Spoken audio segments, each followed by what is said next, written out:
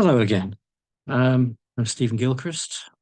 This is another video concerning Israel, Jews, the whole damn shooting match, really. Um, so I was looking at the Torah reading last week, which Jews who go to synagogue would have read. And last week's, which is from the book of Exodus, concerns the famous incident of the golden calf.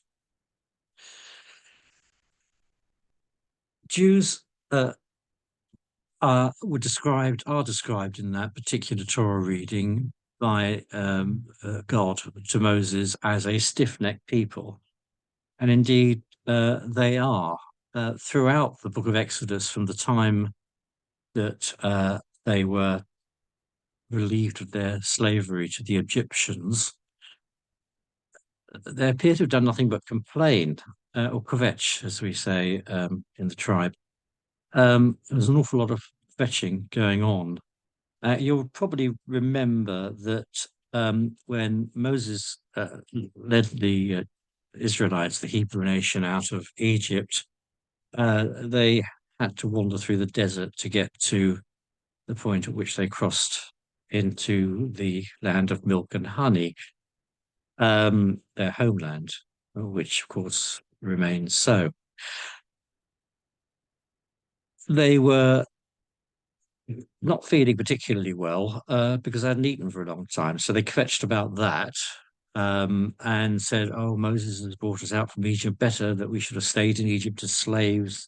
At least we would have had food. Now we're just going to die hungry in the desert."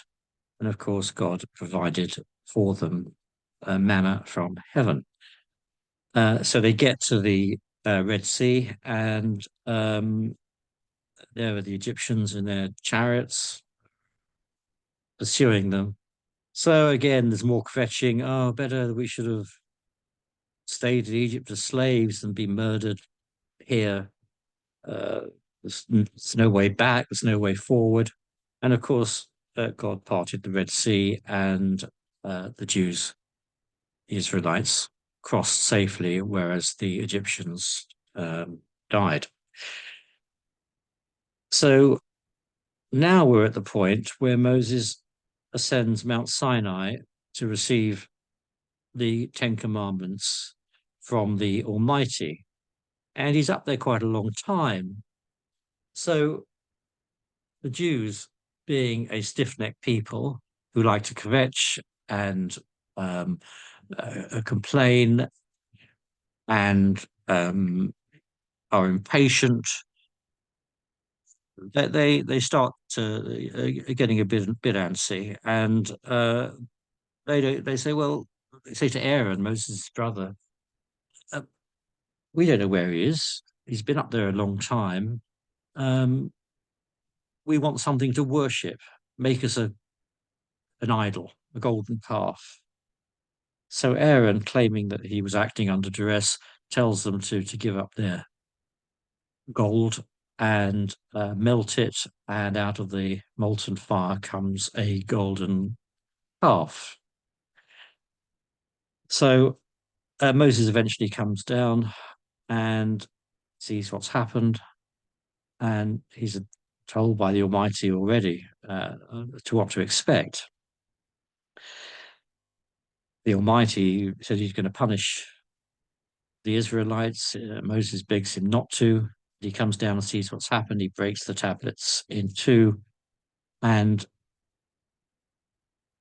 eventually he goes to the Israelites, and he says, "Whoever is with God, stand by me." And the Levites stood by him, and they were ordered to kill those who had participated in the idolatry. And then God apparently sends a plague further to punish them.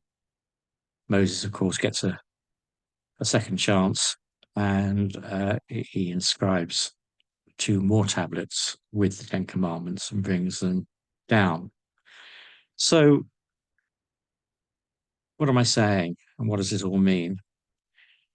It reminded me somewhat of the current pro-Palestinian marches, which include a block of people who call themselves, quote unquote, the Jewish bloc. Whether these are Jews uh, or pretend Jews or not Jews at all, I have no idea who is in this alleged Jewish bloc.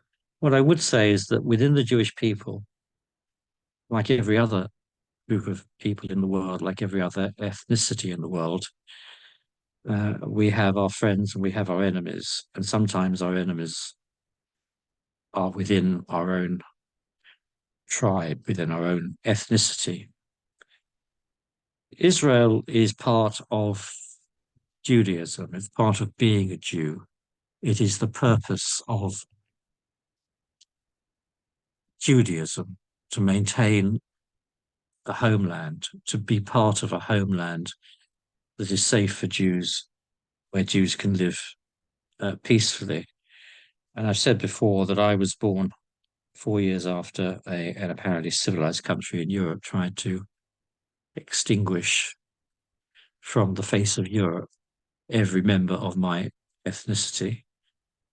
And it was in those circumstances that Israel was born as a safe haven for Jews. But there will always be those within our community who either hate themselves for being Jews, who hate Israel for no apparent reason at all. And I'm not talking about hating any particular government of Israel or hating the policies of any particular government. I'm talking about hating other Jews, hating the country itself, hating the existence of the country, hating the people that live in the country, hating the people in the Israeli Defense Force that fight and risk their lives and lose their lives for their country. It is absolute hate. These are the people stand by our enemies on these, and I will call them hate marches because I think that's what they are. Everybody tries to excuse them as peace marches. They're not peace marches, they're hate marches. And what is the object of their hate? It's Israel, it's the existence of Israel, it's the people of Israel, and to some extent, it's Jews. So I have absolutely no time for these people that term themselves the Jewish bloc.